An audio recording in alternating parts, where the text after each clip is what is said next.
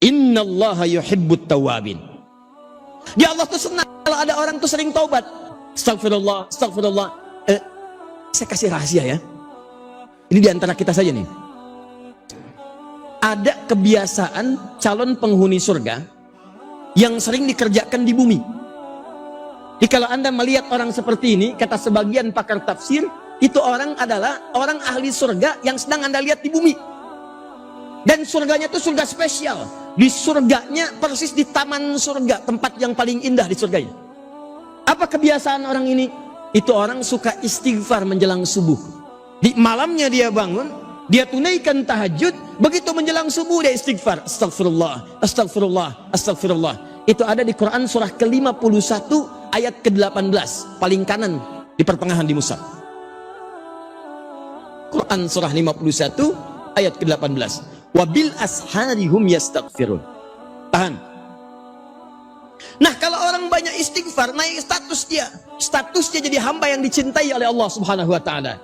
Kalau sudah naik status jadi hamba yang dicintai, maka hal pertama yang Allah berikan pada hamba itu, maaf, bukan dunia. Dunia terlalu kecil, kata Nabi. Kalau ada manfaatnya, maka walaupun sebesar sayap nyamuk akan diberikan kepada orang itu.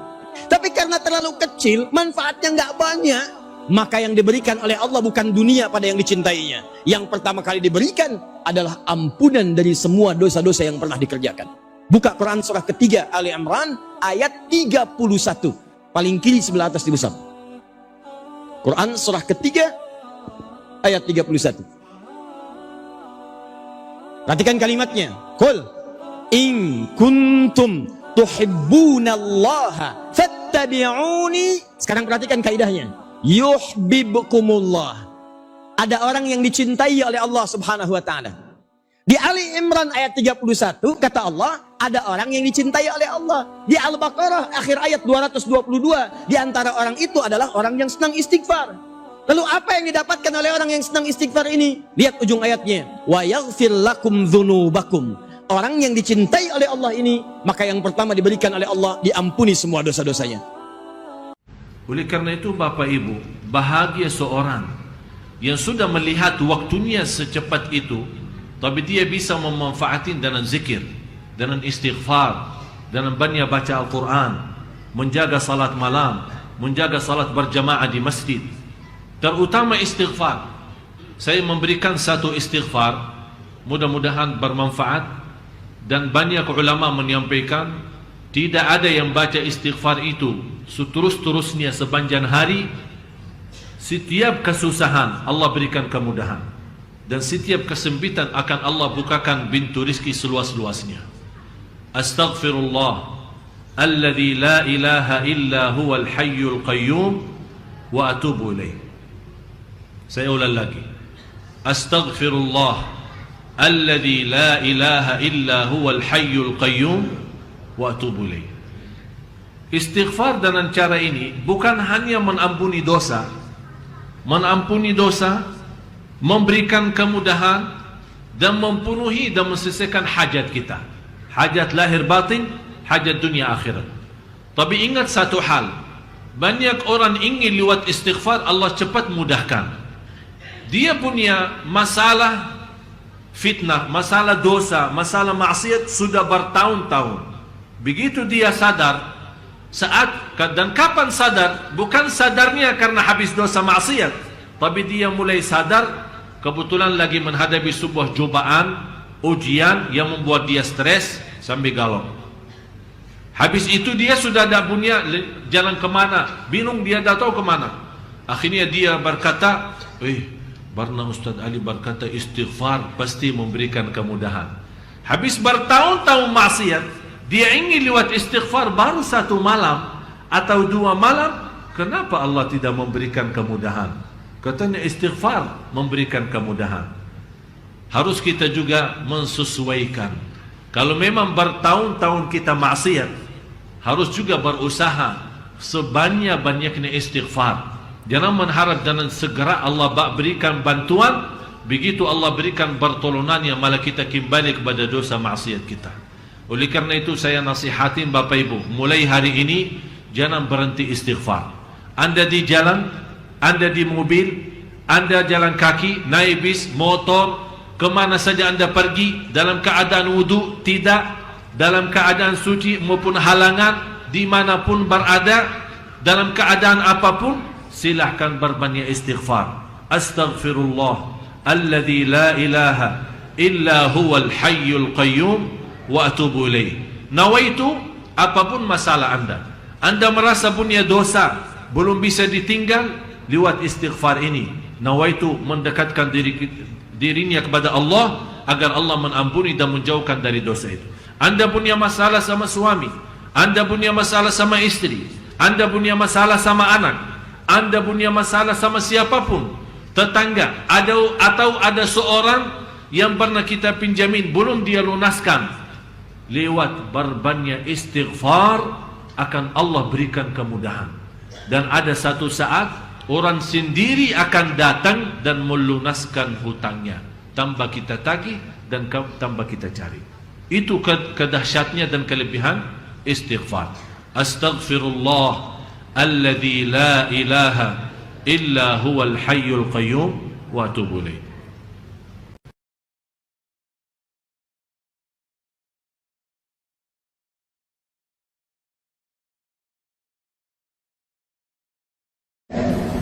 Keajaiban dari istighfar. Yang ketiga, teman-teman yang dirahmati Allah, istighfar itu bagi Allah dan bagi Rasulullah SAW itu bukan hanya kebaikan untuk di dunia, tapi istighfar itu mengubah status kita di akhirat. Coba teman-teman renungkan kisah seorang laki-laki yang membunuh 100 orang tuh. Yang ke-100-nya kiai lagi, yang ke-100-nya ustadz, dibunuh sama dia.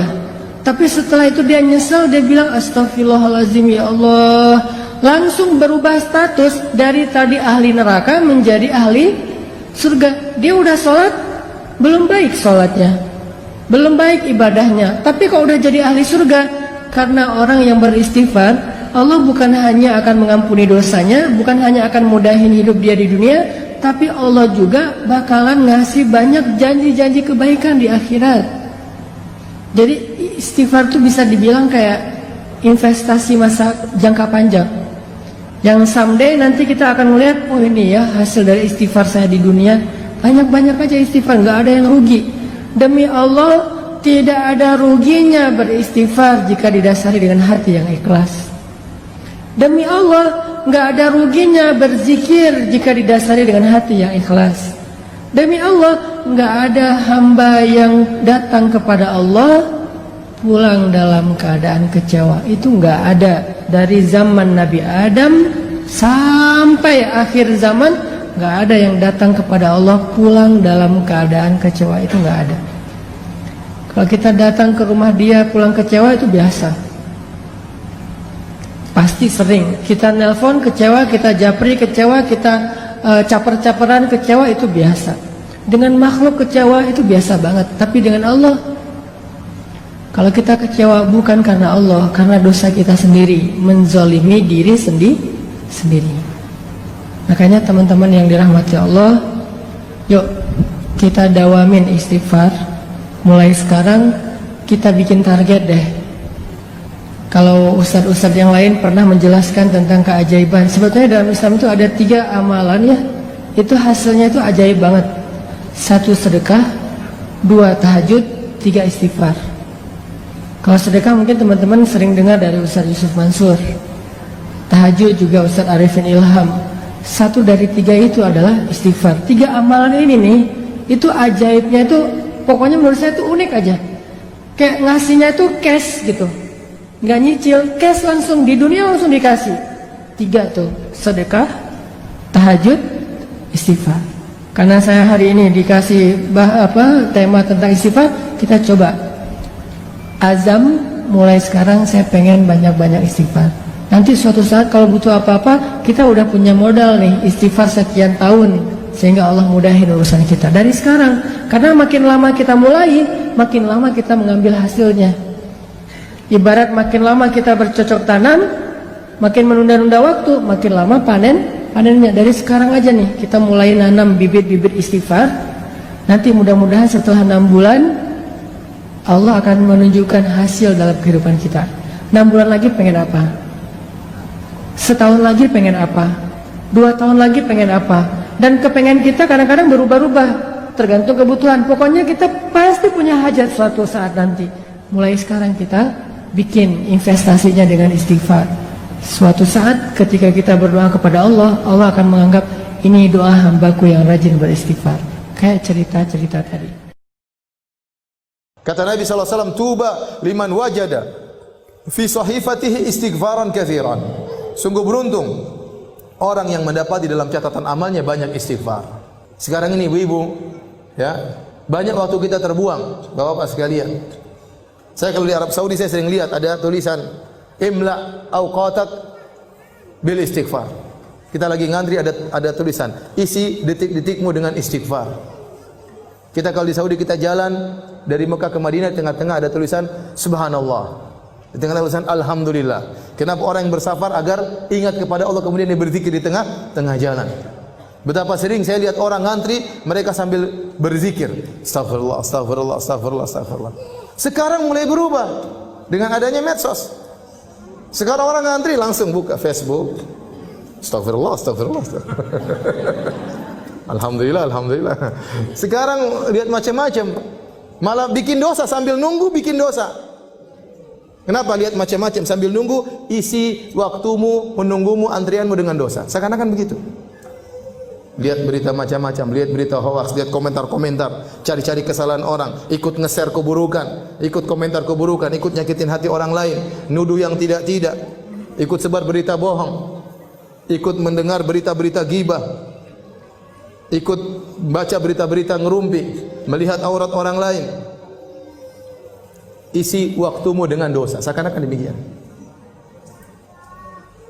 Nah, kita ini banyak dosa. Maka kalau kita lagi di mobil, istighfar, astagfirullah, astagfirullah, astagfirullah. Lagi nyetir, astagfirullah, astagfirullah, astagfirullah. Nggak usah malu-malu. Kadang kita duduk bareng, mau astagfirullah nggak enak. Kayak soalim. Model kayak begini nanti cuek aja. Kerasin suara, astagfirullah, astagfirullah. Tumben bu, astagfirullah, astagfirullah. Sudah cuek. Sudah istighfar aja. Cuekin. Kalau kita terbiasa, nanti jadi biasa. Ustaz, saya takut riya. Kenapa anti takut riya? Karena anti tidak terbiasa. Orang itu terkadang takut riya. Kenapa? Karena tidak terbiasa. Kalau terbiasa cuek, orang bertamu di rumahnya, sebentar, saya mau sholat duha dulu ya. Cuek aja. Tapi kalau wah, itu berarti karena dia tidak biasa sholat duha, makanya dia apa? Takut riya. Tapi kalau dia biasa cuek, dia enggak peduli dengan manusia, gelar sajadah Allahu Akbar, tamu-tamunya ngobrol biarin aja. Harus biasakan diri seperti itu. Ya. Di bandara buka Quran takut riya. Kenapa? Karena jarang baca Quran. Kalau sering baca Quran di mana-mana enggak ada takut riya. Insyaallah, maksudnya Allah jaga diri. Ya. Maka maksud saya banyak waktu kita terbuang, isi dengan istighfar, astagfirullah, astagfirullah, astagfirullah. Orang kalau sudah istighfar manfaatnya banyak. Allah berikan dunia dan juga Allah berikan akhirat. Yang sering saya sampaikan, siapa yang lebih baik daripada Allah Subhanahu wa taala? Tidak ada yang lebih baik daripada Allah Subhanahu wa taala. Kalau orang bertobat, kalau orang beristighfar, Allah bukan cuma ampuni dosa-dosanya, bahkan Allah kasih bonus dunia dan akhirat. Ya. Apa kata Allah Subhanahu wa taala? Ya.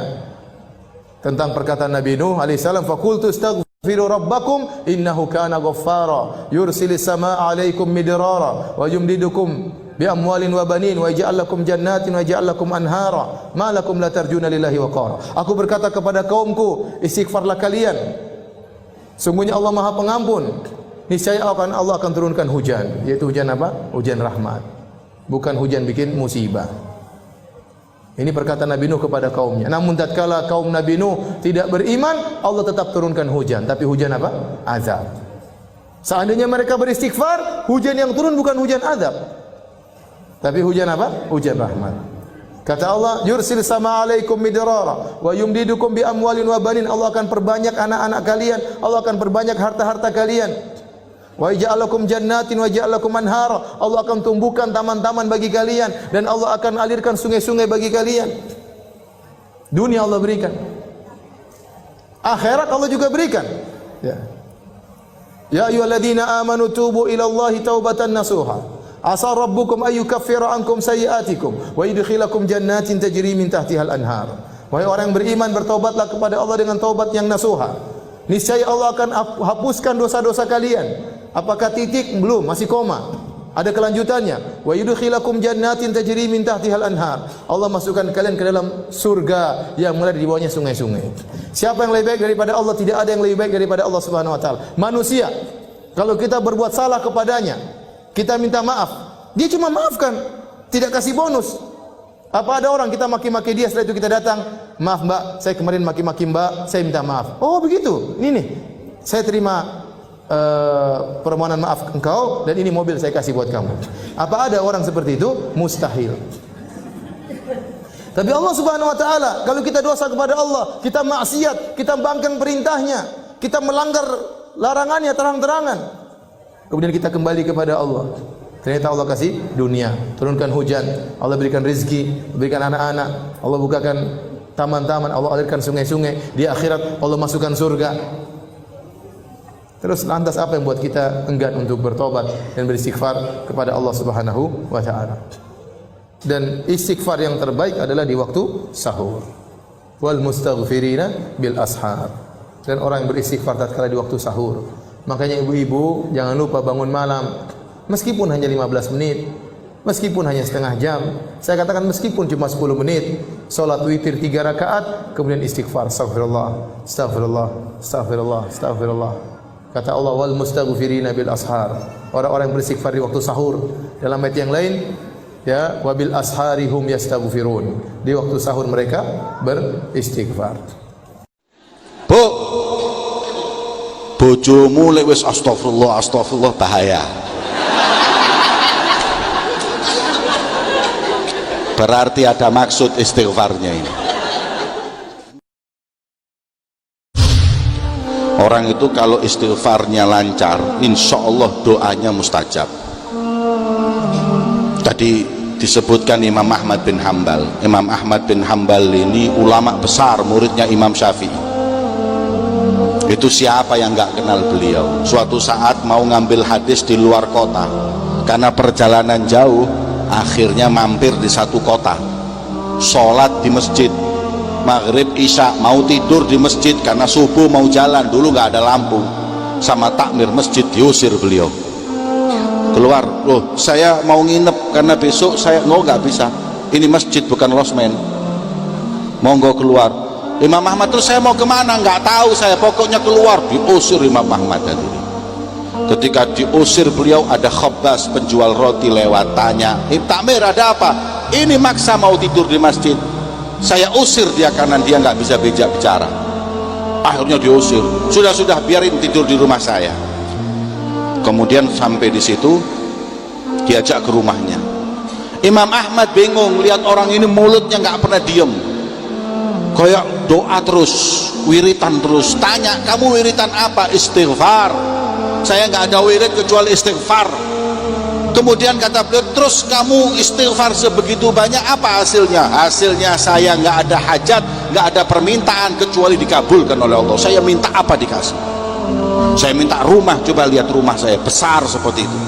Saya minta kendaraan, diberi, lihat itu kendaraan kuda begitu banyak. Saya minta rezeki saya lancar, lihat itu roti saya nggak pernah sepi, habis terus tiap hari. Saya minta istri solehah, dikasih oleh Allah 4 lagi. Bu, bojomu lek wis astagfirullah, astagfirullah bahaya. Berarti ada maksud istighfarnya ini. Nggih. Dadi nek wis bojomu wis astagfirullah, astagfirullah, jupukno lakban. Ya. Berhenti istighfar ya. Jadi istighfar jangan banyak-banyak, yang laki, yang perempuan banyak nggak apa-apa. Istighfar qabul hajat. Tapi saya punya satu hajat nggak dikabulkan oleh Allah sampai detik ini, tapi saya yakin pasti dikabulkan. Beliau tanya, apa? Haji. Oh, tiap tahun. Umrah, wah sering. Terus apa? Saya minta sama Allah, ya Rabb, temukan saya dengan Imam Ahmad bin Hambal. Itu yang belum dikabulkan oleh Allah. Kenapa? Dalam hatinya Imam Ahmad bin Hanbal ya gara-gara istighfarmu ini aku diuncang atau kok masjid ini mau. Jadi saya ditarik dari masjid enak-enak mau tidur, cuman mau ditemukan sama sampean. Itulah kehebatan istighfar hadirin. Sampai seakan-akan dipaksa Imam Ahmad bin Hanbal dipertemukan oleh Allah dengan orang yang berharap, bercita-cita berjumpa dengannya. Besok setelah beliau nginep baru ngomong, aku Imam Ahmad bin Hanbal. Wah, dipeluk, bahagia betul dia. Kenapa nggak ngomong malam, nanti diberi semuanya? Beliau pagi. Ini orang memang Ahmad bin Hanbal ini hadirin, orang yang sangat-sangat tawadhu, rendah hati. Kalau dia ngomong di kota tersebut, saya Ahmad bin Hanbal, Masya Allah hadirin, semuanya bakal menyambut kedatangan beliau. Itu beliau Imam Ahmad bin Hanbal. Makanya orang kalau banyak istighfar, makanya kata Rasulullah, tuba liman wajada fi sahifatihi istighfaran katsira. Beruntung orang yang ada di buku amalannya istighfar yang banyak, pasti akan berat timbangannya di sisi Allah Subhanahu wa ta'ala. Ada orang datang ke Sayyidina Umar, Amirul Mukminin, saya mau ngeluh. Kenapa? Desa saya kemarau, nggak turun hujan sudah berbulan-bulan. Apa amalan biar turun hujan? Kata beliau, banyakin istighfar. Kemudian datang lagi orang kedua, Amirul Mukminin, iya, saya ini rezeki seret, kerja terus, Senin ya Senin istiqomah nyenen, Kemis ya istiqomah ngemis, wis pokoknya ibadah istimewa. Tetangga saya ini sholat jarang tapi rezekinya lancar. Saya sholat istiqomah di masjid, kok rezeki saya seperti ini? Apa malaikat gak salah alamat ini? Kata beliau, banyakin istighfar. Masya Allah. Yang ketiga datang lagi, Amirul Mukminin, saya kawin sudah bertahun-tahun gak punya anak, gimana ini? Banyakin istighfar. Yang sebelahnya Umar bin Khattab, Amirul Mukminin bertanya, wahai Amirul Mukminin, apa nggak ada amalan lain? Semua jawabannya istighfar. Ini dokter, kalau dokter kayak gini, dokter Hadramut. Dokter Hadramut pusing Panadol, pilek Panadol, sakit perut Panadol, gatel Panadol. Ini nggak ada obat lain. Nggak ada obat lain, nggak ada amalan lain. Kok cuma mulai tadi istighfar? Kemudian beliau mengatakan, kamu nggak baca Al-Quran? Istaghfiru rabbakum innahu kana ghafara. Kalau sudah, yursilus sama alaikum midrara, Allah turunkan hujan, wa yumdidkum bi amwalin wa banin, dan Allah akan karuniakan anak, akan karuniakan harta yang berlimpah. Alhamdulillah. Makanya kalau pengen apapun perbanyak orang itu hadirin. Sampai kalau ketemu kiai, ketemu habaib, pasti minta apa hadirin? Doa. Karena apa? Yakin dia sedikit dosanya, mustajab doanya. Sampai ketemu kiai, ketemu habib, pasti minta doa, itu sudah langsung refleks. Tapi kalau ketemu orang kaya, minta apa? Duit. Kalau ketemu pejabat, minta proyek. Tapi kalau sudah ketemu ulama, yakin ini orang sedikit dosanya, mustajab doanya. Dengannya lah yang namanya doa mustajab, dengan sedikitnya dosa. Nah, kita kalau pengen semua dosa, doa-doa kita dikabulkan, harus mengurangi dosa, yaitu dengan memperbanyak taubat dan istighfar. Semoga Allah mengampuni dosa kita semuanya, khususnya di bulan Rajab yang berkah ini. Amin ya rabbal.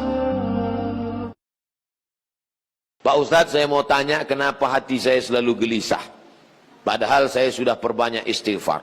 Tolong masukannya. Semoga Pak Ustadz selalu dilindungi Allah Subhanahu wa ta'ala. Di mana letak gelisah itu? Di dada sebelah kiri. Nama tempatnya jantung. Tapi ada yang bilang hati Pak Ustadz. Kombinasikan aja dua. Jantung hatiku. Berdegup dan berdetak di sebelah kiri. Coba rasakan. Bagi yang tak merasakan, lapor ke panitia. Kan kapan sudah siap? Makanya kadang kita bangun tidur, nggak ada angin, nggak ada hujan, risau, suntuk di dalam. Tapi begitu kita ambil wudhu, sholat, terasa dia seperti kopi yang habis diaduk, tiba-tiba bening. Ala bidzikrillahi tatmainnul qulub. Dengan banyak berzikir mengingat Allah, maka hati akan menjadi tenang. Ya muqallibal qulub, wahai engkau yang membolak-balikkan hati, tsabbit qalbi, kokohkan hatiku, ala dinik wa ala ta'atik. Apakah materi bisa menenangkan hati? Tidak. Materi hanya bisa menenangkan materi. Materi lambung.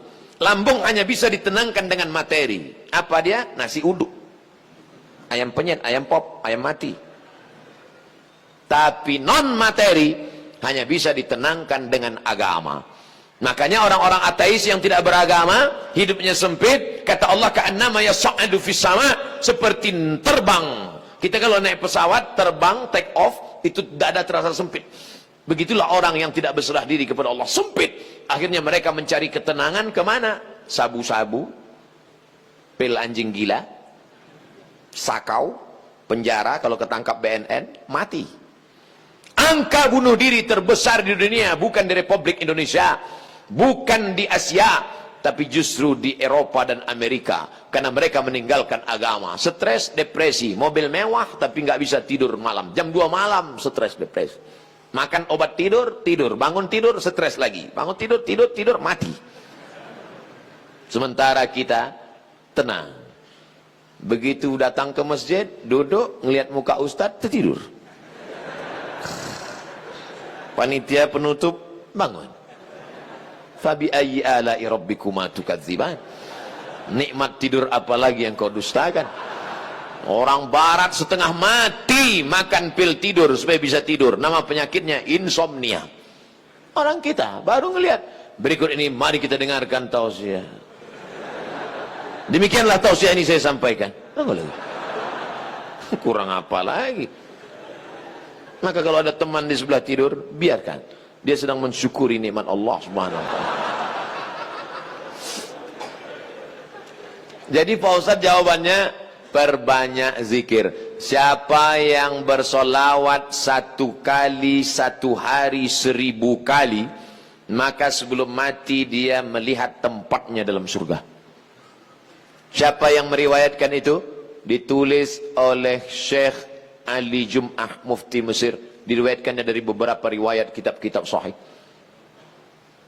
Jadi kau berapa kali istighfarnya? Coba amalkan ini. 1 kali 1000 kali. 1 hari 1000 kali. Beli tasbih yang ujungnya ada 10, 100 kali putar. Allahumma sholli ala sayyidina Muhammad wa ala ali Muhammad. Allahumma sholli ala sayyidina Muhammad. Kadang-kadang belum sampai 200 kau udah tertidur. Bangun lagi, sambung lagi. Allahumma sholli ala sayyidina Muhammad. Malu bawa tasbih, pakai tasbih digital yang pencet itu. Allahumma sholli ala sayyidina Muhammad. Allahumma sholli ala sayyidina. Tapi pelan-pelan. Kadang ada yang pakai tasbih itu. Macam makan bakwan kepanasan. Bagaimana hukumnya mengambil uang suami tanpa persetujuan suami untuk ditabungkan demi kepentingan rumah tangga? Ini namanya gerakan ibu-ibu kreatif. Ketika Nabi Muhammad SAW sedang duduk di atas bukit Sofa pada tahun 8 Hijrah, rekonsiliasi kota Makkah, Nabi pulang ke kota Makkah. Maka ketika Nabi sedang duduk, datang seorang perempuan. Nama perempuan itu Hindun. Dia tutup wajahnya karena dia malu kepada Nabi. Hindunlah dulu yang mengunyah jantung Hamzah karena dendam kesuma. Lalu Hindun berkata, suamiku inna Aba Sufyan rajulun syahih. Wahai Rasulullah, suamiku itu Abu Sufyan orangnya pelit, medit, kedekut, bakhil. Apa lagi? Bapak ibu hafal seterusnya. Apa kata Nabi SAW?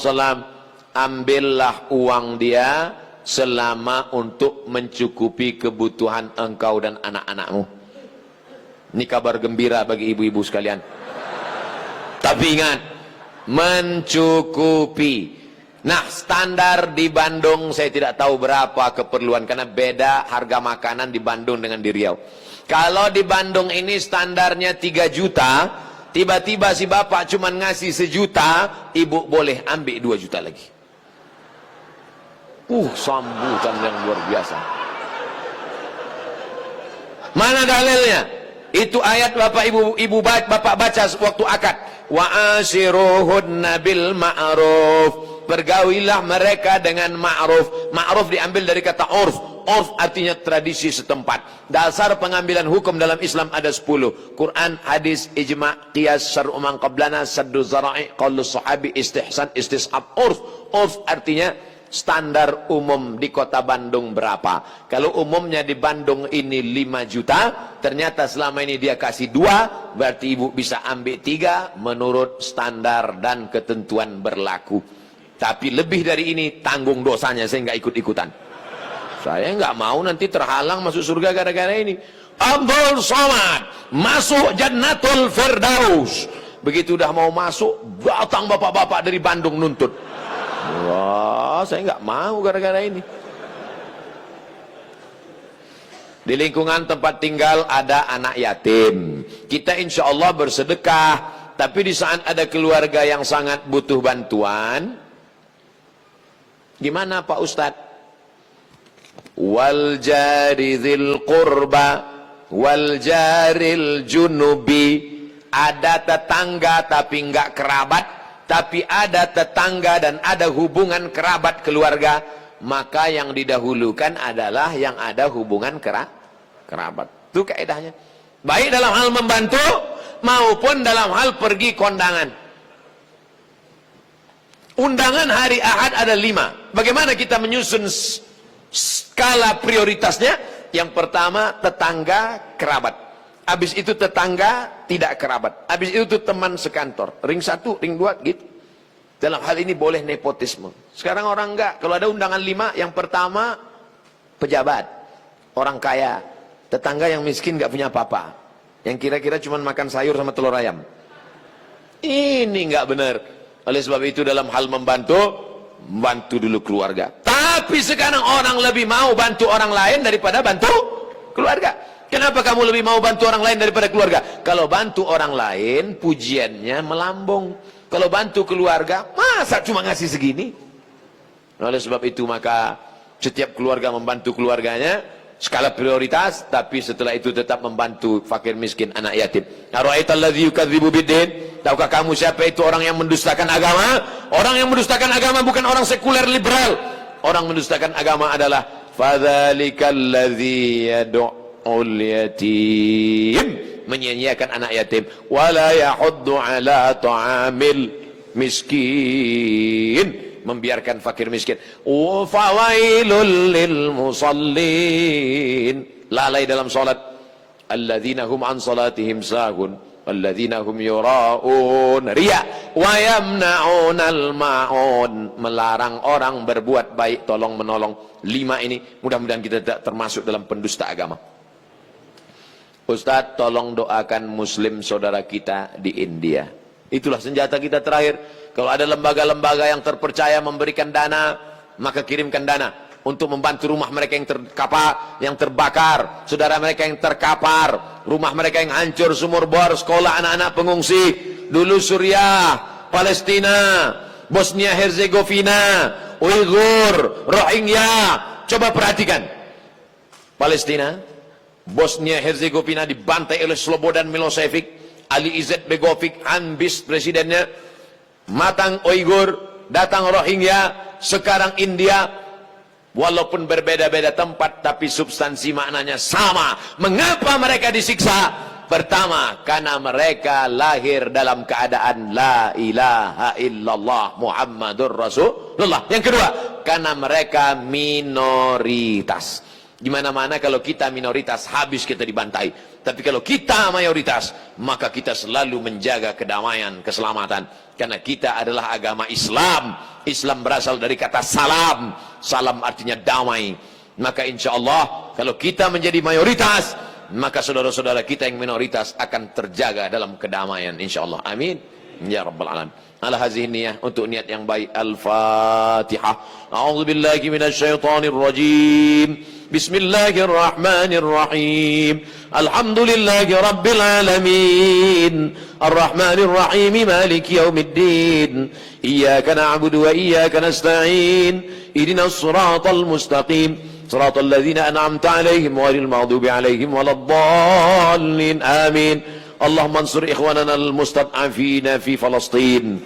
Tolong saudara kami sedang teraniaya di Palestina, di Rohingya, di Uighur, yang terakhir di India. Ya Allah, qawi imanahum, kuatkan iman mereka, sahih ajsadahum, sehatkan badan mereka, waj'alhum minal mujahidina fi sabilik, jadikan mereka orang-orang mujahid di jalanmu ya Allah, waj'alhum minas syuhada al-maqbulin, jadikan mereka orang-orang yang mati syahid, diterima amalnya ya Allah. Allahumma dafa'an al-ghala wal waba wal fasha wal riba wal zina wal munkar. Selamatkan negeri kami dari segala malapetaka, bencana, riba, zina, narkoba, perbuatan keji dan munkar.